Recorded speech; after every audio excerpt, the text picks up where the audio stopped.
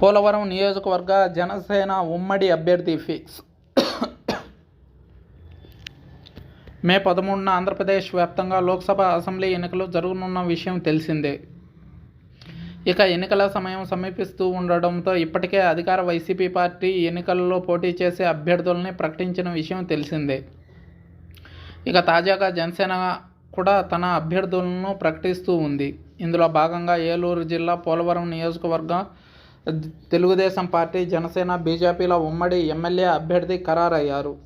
ఇక్కడి నుంచి జనసేన నేత చిర్రి బాలరాజు పోటీ చేయనున్నారు. నాగబాబు ఆయనకు నియామక పత్రాన్ని అందించారు.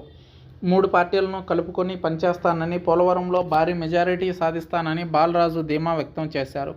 కాగా ఇక్కడి నుంచి టీడీపీ నేత బొరగం శ్రీనివాస్ కూడా టికెట్ ఆశించారు. ఇదిలా ఉంటే అంబేద్కర్ కోనసీమ జిల్లా P. Gannavaram assembly ticket Telugu Desam party నుంచి జనసేనకు మారింది. ఇక్కడి నుంచి గిడ్డి సత్యనారాయణ పోటీ చేస్తారని పవన్ కళ్యాణ్ ప్రకటించారు. కాగా తొలి విడతలో టీడీపీ నేత మహాసేన రాజేష్కు చంద్రబాబు టికెట్ ఖరారు చేశారు. పలు కారణాలతో తాజాగా రాజేష్ స్థానంలో సత్యనారాయణకు జనసేనాని టికెట్ ఇచ్చారు.